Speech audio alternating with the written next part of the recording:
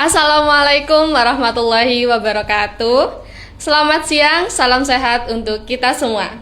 Terima kasih sudah bergabung kembali dalam kegiatan Pojok PKRS RSUD Dr. Muhammad Saleh, Kota Probolinggo. Perkenalkan, nama saya Mahfiratul Jannah yang akan memandu jalannya kegiatan edukasi kesehatan pada siang hari ini.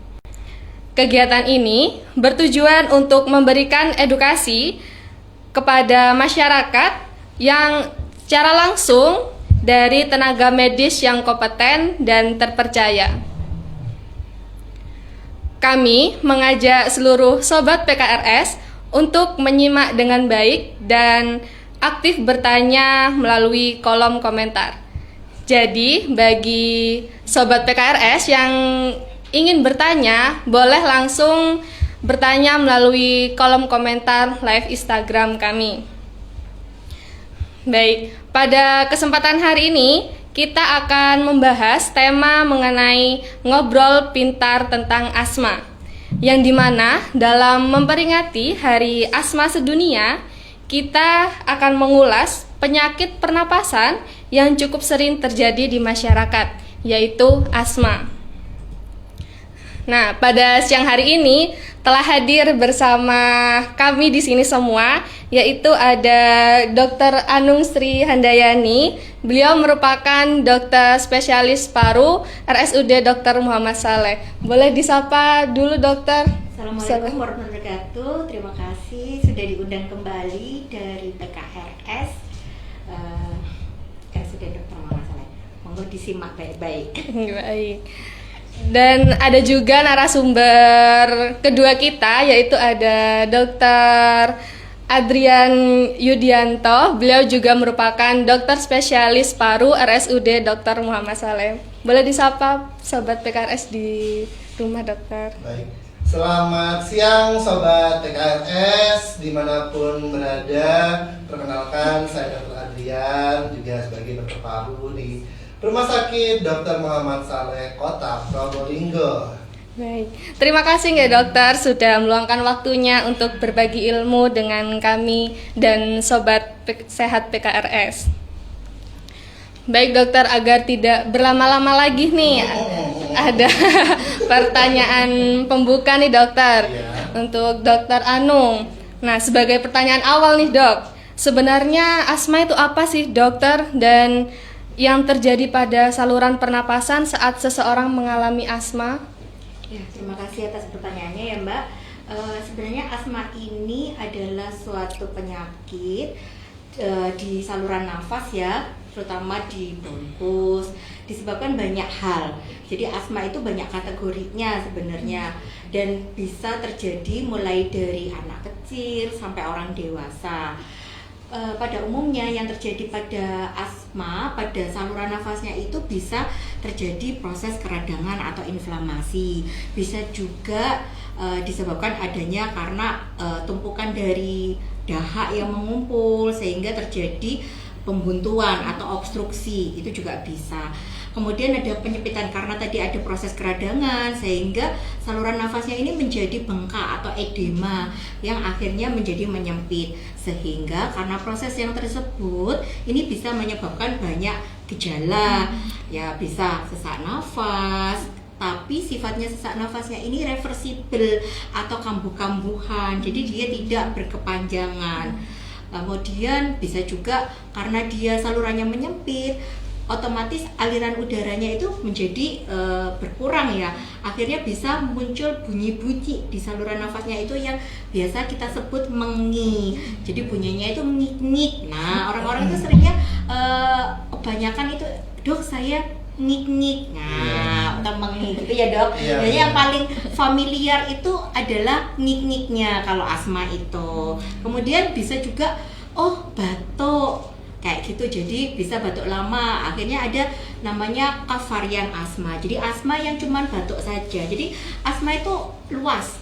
Kalau kita menjelaskan asma itu bisa pada usia lanjut, itu asma late onset. Kemudian bisa juga karena kayak saya ini kegemukan, jadi asma pada obesitas. Bisa juga asma karena alergi juga bisa asma yang tidak alergi juga bisa. Jadi banyak macamnya asma itu. Kalau dibilang apa saja, ya kita luas juga. Ya, kenanya juga bisa bermacam-macam, mulai dari anak-anak sampai orang dewasa. Sampai maghrib ini ya, dokter ya. Betul. Jadi kita kayak kuliah gitu. nanti jadi. Bisa berapa SKS gitu Benar. ya. Kalau Gitu mau ya. gitu. Kayak gitu. Jadi cuma gambarannya itu sekilas tentang asma itu saja. Baik. Nanti mungkin sama dokter Adrian akan lebih dikupas tuntas. Baik, ini pertanyaan selanjutnya untuk Dokter Ad. Sebentar, saya mau menambahkan sebenarnya tadi mau merangkum aja yang disampaikan oleh Dokter Anung. Jadi memang asma ini adalah penyakit yang heterogen.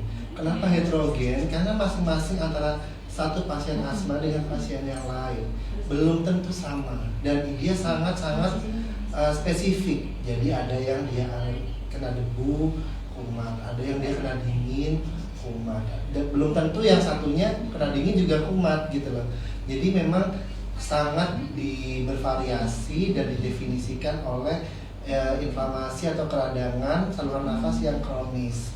Jadi dia ini ada muncul gejala batuk, sesak, dada terasa sesak secara apa ya susah untuk nggak lega gitu loh, ampak gitu rasanya, kayak berat, ada yang menindih itu, dan adanya variasi dari gejala itu. Nah kalau nggak ada variasi biasanya itu bukan asma. Variasi itu maksudnya gini, ada satu hari dia itu seseknya kok banget, hari berikutnya kayak sama sekali tidak sakit apa-apa gitu. Jadi dia ada variasinya seperti itu.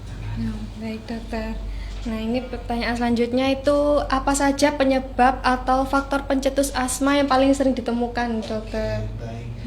Wah sebenarnya banyak sekali ya, yang utamanya adalah alergen, karena alergen ini yang sekarang ini sedang sebagai penyebab utamanya atau faktor risikonya. Jadi kalau sudah punya alergen masuk ke dalam tubuh, biasanya kan entah itu serbu bunga, entah itu obat-obatan, entah makanan yang membuat tubuh menjadi alergi, itu bisa menyebabkan asma. Termasuk asap rokok, asap kendaraan, debu rumah bahkan, ataupun suhu ya, kayak cuaca dingin biasanya itu bisa menimbulkan yang namanya gejala asma atau penyebabnya. Kalau lebih dalam lagi, sebenarnya ini adalah suatu reaksi dari tubuh manusia yang secara tidak seharusnya ya, karena pada saat orang lain tidak terjadi, tapi pada pasien asma dia terjadi. Jadi memang masih harus ditelaah lebih dalam lagi, kenapa kok dia ini secara genetik bisa diturunkan, karena memang ada DNA tertentu yang bisa disinyalir menjadi penyebab dari sakit asma ini. Gitu. Baik dokter, kan tadi sudah dijelaskan nih dok kalau gejala setiap individu itu berbeda-beda. Nah dokter Anung, gejala yang biasanya dialami oleh penderita asma itu apa dokter? Ya, tadi sudah dokter Adrian bilang bahwa memang semuanya kan kadang ada beberapa yang terkait dengan alergen yang masuk ke dalam tubuh. Jadi setiap orang pun gejalanya bervariasi. Tadi kan dari bilangnya memang heterogen, ya sifatnya kan heterogen. Jadi gejalanya itu satu orang dengan yang lainnya itu tidak selalu sama, tapi rata-rata. Jadi banyak yang datang itu karena sesak nafas, kemudian yang kambuh-kambuhan, terus kemudian mengik tadi atau suara nafas yang ngik-ngik, kemudian ada chest discomfort atau yang tadi dadanya terasa tidak nyaman, tidak lega atau ampek, kemudian batuk yang lama. Jadi batuk lama itu tidak selalu kita bilangnya oh ini TBC pasti, bukan, bisa saja dia merupakan variasi dari asma. Jadi nggak semuanya itu, dan tidak semua gejala yang tadi disebutkan ada pada satu orang. Maksudnya orang yang lain itu tidak selalu oh saya nggak sesek tapi saya dada saya nggak lega, itu saja itu juga bisa saja termasuk asma. Jadi kita perlu teliti. Jadi kalau ada nyeri dada dalam waktu panjang tidak selalu itu sakit jantung. Jadi orang kadang, oh ini saya jantung loh, karena nyeri dada. Tidak selalu, bisa saja karena kalau sakit jantung nyerinya lebih spesifik. Jadi tipikal chest pain sampai nyeri tembus punggungnya. Kalau karena asma itu rasa tidak nyaman saja, makanya kita bilangnya adalah chest discomfort kayak gitu. Kemudian batuk. Jadi kalau batuk lama ya itu mungkin TBC. Kan kadang-kadang pasien itu sudah mencari tahu sendiri ya. Jadi tidak selalu bahwa batuk yang berkepanjangan itu adalah suatu penyakit infeksi. Bisa saja penyakit non infeksi, salah satunya adalah asma kayak gitu. Setiap orang bervariasi masing-masing itu apa itu yang muncul. Jadi kita tidak bisa pasien satu dengan pasien yang lainnya pasti punya manifestasi yang berbeda-beda. Tapi rata-rata yang datang memang kebanyakan dengan 4 gejala tersebut. Gitu. Baik. Lalu Dokter Adrian, mengapa serangan asma itu bisa muncul secara tiba-tiba? Itu dia, kayak jatuh cinta ya, tiba-tiba gitu ya. Tidak disangka-sangka, tidak dinyana-nyana gitu ya. Tidak apa ya, aduh kok tiba-tiba aku sesak gitu ya kan. Jadi memang namanya gejala atau serangan itu kita nggak bisa prediksi. Bahkan orang yang sudah lama asma pun dia meskipun dia udah siap lalu udah siap ini, tapi kalau namanya bisa stres ya, atau juga kelelahan, atau ada komorbid lain misalnya ada penyakitan misalnya dia ada infeksi pneumonia, ada TBC juga. Nah ini semua bisa memicu terjadinya serangan. Jadi asmanya yang awalnya dia nggak pernah kambuh jadi malah kambuh karena itu. Karena itulah karena ada faktor-faktor luar dan dari dalam yang tidak bisa diprediksi.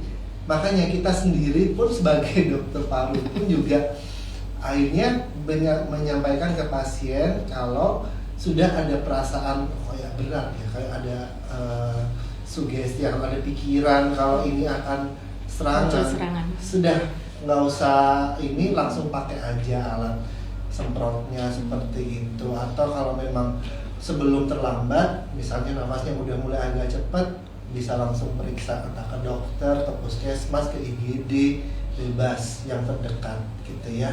Yang penting nggak diobati sendiri itu ya. Jadi sedikit menambahkan, jadi memang asma itu kan banyak triggernya kalau serangan tiba-tiba itu. Jadi kita itu selalu kalau menyampaikan ke pasien, kita akan sama seperti tadi Dokter Adrian bilang bahwa kalau di epilepsi itu ada namanya aura.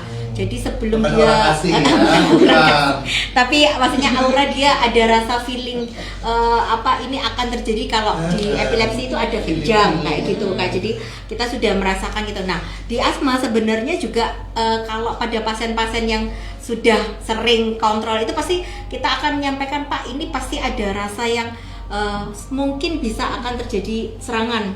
Jadi kita akan mempelajari, makanya kita di Poli itu ada namanya ACS, ACT, mohon maaf salah saya, ACT, ACS itu jadi kayak acute coronary syndrome, ACT, asthma control test. Maaf ya, typo. ACT, asthma control test. Jadi kita punya kartu yang maksudnya untuk melihat dia itu kemungkinan kekambuhannya apa, dan pasien ini asmanya apa? Apakah asma yang terkontrol sepenuhnya, atau asma yang terkontrol sebagian, atau asma yang tidak terkontrol? Dari ACT itu kita akan tahu dalam 4 minggu ini dia bagaimana, apakah ada serangan malamnya, apakah dia penggunaan obat-obat inhaler atau kemudian obat peleganya lebih sering, atau kemudian dia menjadi aktivitas sehari-harinya terganggu atau tidak. Terus bagaimana dia menilai diri sendiri asmanya bagaimana, apakah dia terkontrol sepenuhnya atau sebagian, atau tidak terkontrol sama sekali. Itu yang kita sarankan untuk dia menilai dirinya sendiri per bulan, jadi setiap 4 minggu.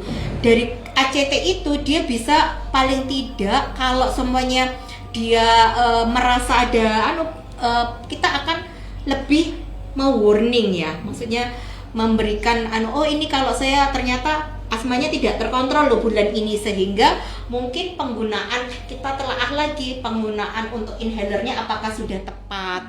Kemudian apakah ada faktor-faktor lain yang dia mendasari menjadi tidak terkontrol. Apakah tadi Pak Dr. Adrian sudah menyampaikan ada yang faktor di dalam sama faktor di luar. Maksudnya faktor di dalam apa? Jadi stres, kelelahan itu termasuk faktor yang di dalam. Sedangkan faktor di luar mungkin cuaca sedang tidak baik-baik saja, tidak menentu kayak gitu. Maksudnya peralihan cuaca dari mungkin kemarau menjadi musim hujan dan sebagainya, itu bisa sangat berpengaruh seperti itu. Jadi dengan ACT tersebut kita sedikit banyak bisa memprediksi kemungkinan apakah ini akan terjadi serangan atau tidak, seperti itu. Iya, jadi memang selain warning untuk pasiennya, itu warning buat kita juga. Iya, betul. Jadi sebagai ACT dokternya. sebagai Kita juga, dokternya. apa ada yang salah ini. Jadi kita menelaah ya. Kita cari lagi karena tiap pasien itu ternyata setelah kita gali lebih dalam lagi, saya pernah menemukan itu pasien yang ternyata cara pakainya itu ternyata salah. Ada yang dia itu mulutnya nggak disemprot di mulut, tapi di leher atau di hidung ya. Jadi kayak pakai deodoran, kayak pakai parfum gitu juga ada ya. Ya gitu jadi gitu malah ya kan. Bukannya kita tapi memang itu harus ditelaah. Oh ternyata cara pakainya salah. Oh ternyata nggak diputer, ternyata nggak disedot sama pasiennya. Oh ini ternyata banyak sekali cara-cara dan faktor-faktor yang bisa menyebabkan terjadinya serangan itu. Makanya kalau bisa memang pasien dan nggak cuman dokter spesialis ya, maksudnya dokter umum yang ada di puskesmas